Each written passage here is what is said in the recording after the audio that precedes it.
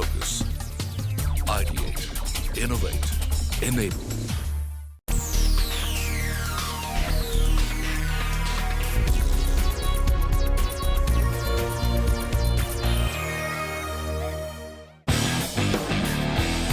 On the sidelines of the 12th Auto Expo in New Delhi was held Forbes India Conversations in Excellence presented by Mercedes-Benz powered by CNBC TV 18, where eminent speakers spoke about how they have achieved excellence. The evening began with an opening note by CNBC TV 18's managing editor Shireen Bhan. Well, good evening, ladies and gentlemen, and thank you very much for joining us here for Conversations in Excellence. I guess it's no coincidence that Mercedes-Benz has called 2014 the year of excellence for the company, and I guess that's why we're here celebrating the idea of excellence. Excellence is something very tangible. All of you see me on CNBC TV 18, but very few of you perhaps know that I also have a degree in philosophy. So before I actually bring on our star performers and our star speakers here tonight, let me quote from one of the greatest Greek philosophers, Aristotle, and he said, "Excellence is never an accident. It's always the result of high intention, sincere effort, and intelligent execution. It represents the wise choice of many alternatives. Choice, not chance, defines your destiny." So ladies and gentlemen, on that note, Conversations of Excellence, thank you very much for joining us here, and may you all have a great evening tonight. Thanks very much. This was followed by Ola Kalinius, member of the divisional board responsible for sales and marketing Mercedes-Benz cars, addressing the audience. When Forbes invited me to be a part of this prestigious Conversations in Excellence, I was not only overwhelmed, but also thought of sharing Mercedes-Benz perspective on excellence. Excellence, my friends, is both a habit and a practice in Mercedes-Benz. We intend to achieve nothing short of best, which is our brand promise to our customers and stakeholders. It has been a rich and glorious 128 years. However, our eyes are firmly fixed on the future and on raising the benchmarks higher with each product we design and delight our customers with. Conversations in excellence are held every day across functions in each market that the three-pointed star is present in. With an aggressive and excellent year ahead, we're hoping to delight every individual who comes within the purview of the Mercedes brand. The promise of best or nothing was made 128 years ago, and it holds true today, and that is our continued commitment to each and every person who rests their faith on the three-pointed star. I'm looking forward for today's discussion to take back some notes on how legends in India have achieved excellence. Thank you. Our first speaker was the legendary Sarod maestro, Ustad Amjad Ali Khan. Good evening, friends. It's a great honor and pleasure for me to be here. And while listening about Mercedes-Benz, accidentally, the whole family, we are great admirer of Mercedes because my elder son, Aman, who is now 35 years old, he learned driving on Mercedes 300D. It was a long time back, and because of that, we still have this car with us, but he keeps planning to change whenever he wants. So I hope he has a good taste in his life, always. It's a great honor for me to be born in a family of musicians, and I was sure what I have to do in my life, but my father, who was my guru. So India is the only country we have realized much more the role of guru. Guru, the blessings of guru is so important for all of us, and how much ever you might have ambitions of your life, you might excel in anything, but the blessings of Guru is very, very important. And with that blessings, we believe that we achieve our goal of life. Yes, hard work is very, very important. In our field, sound is so important. There's only two types of music in the world. Sound, where we have no words. In India, we say, Swar hi Ishwar hai. the sound connects you to God. And sound of symphony, sound of sarod, sound of sitar. Other kind of music is based on language, which we call song. Because of language, the songs become very popular, and because of the words, people win the election or lose the election, and they can manipulate with the words. But through sound, I can't manipulate, because sound is so transparent. If I'm out of tune, you will come to know that I'm not playing properly. So thank God I'm born in the family of, in the world of sound, and I never did practice to speak. I never did sadhana of words. I only did sadhana for sound, and to realize the sound and the depth of the sound and rhythm. So I'm very happy that today the music has connected the world. There are only 7 notes, do, re, mi, fa, sol, la, ti, and any music of any country is based on 7 notes, do, re, mi, fa, sol, la, ti, o, sa, re, ga, ma, pa, da, ni. But Indian classical music, we are blessed with certain kind of phrases which doesn't exist in any system of music, like da, re, na, re, na,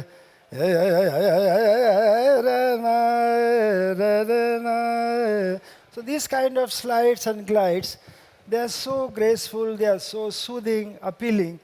So we are really grateful to God that we have this kind of music in our system, which is known as Indian classical music. But I admire all kind of music. I have composed for Scottish Chamber Orchestra. I am collaborating with orchestras. So I hope every youngster of the world, they achieve their goal of life. And I'm so happy. I would like to congratulate Mercedes-Benz for such commitment to excellence. And I hope I'll be able to see one of their best cars always. And I wish them all the best. Thank you very much.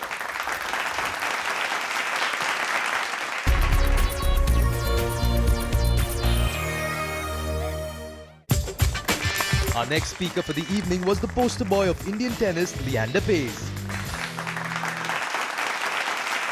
Just as Aristotle once said, I do believe that excellence is a culmination of a lot of hard work and some very good choices. As a young boy, I grew up in Kolkata to 2 parents who were Olympians. My mother captained India in basketball, all 4 feet nothing of her. I inherited my speed from my mum. My father, he was the workhorse. And he played field hockey for India in the 1972 Olympics. Interestingly, in Munich, he achieved a bronze medal. Growing up to parents like this, my 2 elder sisters and myself were very, very lucky to learn on the dining table what excellence in sport was all about. Mum believed that excellence came from repeatedly practicing your best weapons. My dad believed that excellence came about by repeatedly practicing your weaknesses so that there wouldn't be weaknesses no more. I believe that excellence and passion comes from practicing ironing both your parents' match jerseys for the country. As an 8-year-old, I used to take out their jerseys from their cupboard. I used to place them on the ironing board. And I used to spend hours on end just ironing in this deep blue that we play with our national jerseys. And my dream on that ironing board was to represent you in my first Olympics. It was a cold summer in Osaka. I played on a clay court surface that I wasn't comfortable on. And eventually, when I qualified for my first Olympics, I went off to Barcelona. And in 1992, just before I embarked on playing my first Olympics, my dad had one piece of advice. He says, son, this is your first one. You're hopefully going to play another one, so have fun. I listened to Dad. I had a lot of fun in my first Olympics. And after we beat the top seeds, Woodford and Woodbridge in the first round, Ramesh Krishnan and myself in the doubles had a chance to covet a medal for India. We fell short in that quarterfinals, but another dream was born. And that dream was to try and do it in singles. 4 years later, I represented India in Atlanta in 1996, and I spent 3.5 years practicing on playing at an altitude. Why? Because I believe that in the Stone Mountain Arena in Atlanta, where we were playing at altitude, if I could hone my skills, my breath, my lungs, my lung capacity, my game, that I would be able to achieve excellence in Atlanta.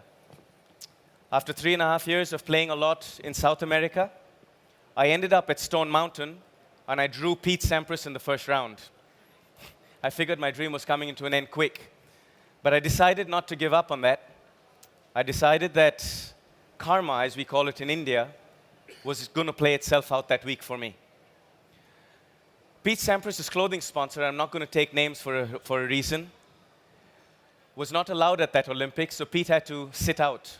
And I played Richie Renneberg, a double specialist, in the first round. I won that match, subsequently beat one of my friends, Nicholas Pereira, in the second round. Beat Thomas Enquist in the third, Renzo Furlan in the quarters. I ended up playing one of my dearest friends on the tennis circuit, Andre Agassi, in the semifinals. The morning of the semifinals was a tough morning because I knew that my toughest opponent was Andre. I'm a serve and volleyer, and Andre is the perfect machine on the baseline. When I got up that morning, I wasn't feeling that good. And later on that afternoon, I realized why. I was up 6-5 in the first set. Andre was serving at 15-40. And when he hit a first serve off the service line, I chipped it to his backhand corner and I came in. When I positioned myself at the net, I figured I had the down the line covered. I figured I had the lob covered. And I figured I had the short cross-court covered. But the sheer excellence of the man and the brilliance of him was he realized that I knew I had most of the shots covered, and he rifled a backhand as hard as he could right at my jaw. That ball came to me pretty quick. I had fractions of a second to react to it. And as I reacted, the ball came from here. I tried to play it into an open court, and I snapped my wrist tendon between my wrist and my elbow. Andre severed that wrist tendon 70%. The rest of my day was done. I won only another game after that. But interestingly enough, as karma has it, that was the first Olympics that the Olympic movement decided to give only 1 gold, 1 silver, and 1 bronze. For 2 Olympics before that in tennis, there was a gold, a silver, and both the semifinalists got a bronze. I was very pleased that they changed the rule that day. I ended up putting my hand into a cast for 24 hours, and I came back after that to play one of my other friends, a Brazilian, Fernando Melangeni, in the bronze medal match. He played another baseline game, and you generally had to hit 20 shots before you won 1 point. I was in excruciating pain that afternoon when I played Fernando, and I was down a set 6-1, and I was serving at 1-2 in the second. And I knew that at 30-40 down, if I had lost that point, my Olympic dream for that year was going to come to an end. At 30-40 that day, 1-2 down in the second and a set down, as I stepped in to serve, a little butterfly came and sat right onto my Prince Graphite Pro tennis racket. And what I'm saying to you today really speaks of how divine intervention and how a simple young Indian boy used his smarts to get mind over matter. When this butterfly flew onto my racket the first time, I was in so much pain that I didn't recognize the situation. And being a man who never kills anything, I took that butterfly to the side and I put it on a fence. And ladies and gentlemen, when I came back again to serve, that butterfly sat on my racket for the second time. And when she sat on my racket the next time, it came to me that this butterfly was a situation for me to distract my opponent that day. I picked her up onto my forefinger. I walked up to the net. I was able to distract a young man who was just on a threshold of winning his Olympic medal and play with the butterfly. I handed it over to him. He took it in his hand, and he played with it, and he put it up to the crowd. And the whole stadium went, rah. I figured I had him a little bit, but it wasn't quite enough yet. So when he gave it back to me again, I started talking about the colors of that butterfly. I said, see, she's red, white, and blue, just like the American flag where we're playing. And he picked it up again. He goes, yeah, that's right. And by then, Fernando had forgotten about tennis. I walked back to the baseline, and for 45 minutes, the excruciating pain that was in my wrist for the whole 24 hours before disappeared. I served an ace. I had a serve and volley. I won that point, won that game. I won the set 6-4. And when I was serving for the match and my bronze medal at 5-4 in the third set, I came up to the service line again, and as I bounced the ball, it was like the world had just opened up again. I suddenly came out of what we as tennis players and as athletes know as the zone. I was in the zone for 45 minutes. And as I bounced that ball, the pain came back into my wrist, and my mind recognized it. My brain, my senses, my being recognized how much agony I was in. The next 4 points I played with a blurry vision. I got 4 first serves in. I made 4 first volleys. And when that final ball sailed across my head and sailed long, I achieved a little bit of history, which to me comes in a 3-inch circumference bronze medal. And I won India's first individual medal. But what the real story is here, that every one of us have achieved excellence, not only because the talent that we have, but because of the perseverance, the smarts, the student-like ability, and doing every single thing, every single day of our lives, the best that we can. In 2 years' time, ladies and gentlemen, I hope to represent you at my 7th Olympics. And I hope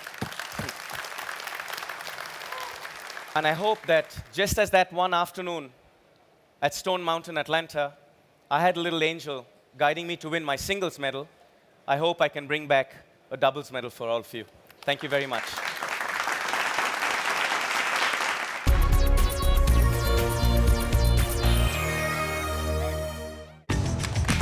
Our next speaker was the founder and creative head of Foley Designs, Michael Foley. Good evening, ladies and gentlemen. First of all, it's a great honor to be here and share a little bit of what I've done as a journey. So I think for me, excellence has been entirely persistence and perseverance and a lot of hard work. And I'll walk you through a little bit of instances of my journey as an industrial designer. First of all, of course, industrial design is a very, very new field, relatively unknown in India. And I was, in fact, the journey in industrial design actually moved in a way where it kind of stemmed from my personal interest in watercolors and model making when I was in school, and that naturally kind of veered me towards a creative space. Industrial design at that point of time, when I chose the career, was a leap of faith, and I think it was something that really changed my life after that. I moved on to working in the corporate space. It did teach me a lot about the other side of creativity and being able to accept and make consumers accept what you believe in and what you think of. It also opened up my mind to what Indian design is all about and where Indian design stands when compared to the rest of the world. And that's one of the biggest things that really drove me all through and still drives me today in terms of the whole aspect of why can't Indian design be at the platform that say any of the European countries, say Italian design is. And that's been one of the drives, but the one principal thing that really leads me into this career and into the future is this whole innate drive to kind of do something different for India.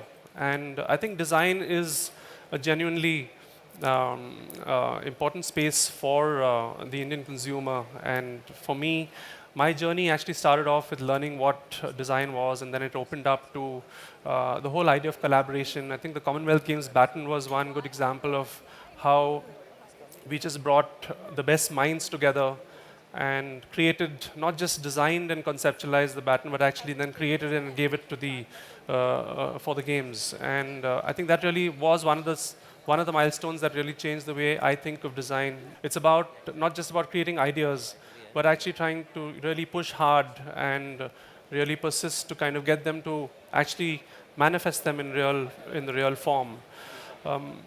Lastly, one of the challenges I think we face as designers in India is the whole aspect of being able to create, generate value through great thinking. And I think that's one thing that not just me, but Indian design has amazing talent today. And it just goes unrecognized, largely because one is they don't get the right opportunities or possibly not the right width of opportunities. But I think with time, that's something that's going to change and really completely bring India at least on the map of design. Lastly, one of the things that that really drives me consistently is an inner passion that I live with, and I think that's something that my family has really helped kind of incubate and then build, and of course this is the life that I have now.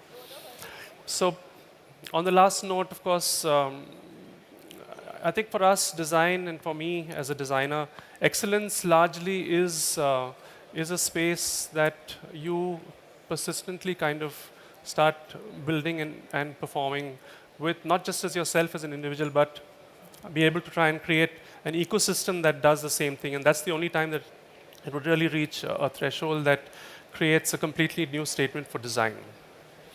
Thank you. For me, excellence has always been reflecting people in whatever little way I can do. It's very difficult to do it in one lifetime. And we've always, always, always prided ourselves at the Prithvi Theatre, or now with my new baby called Junoon, with paying attention to the little things, and they make the difference.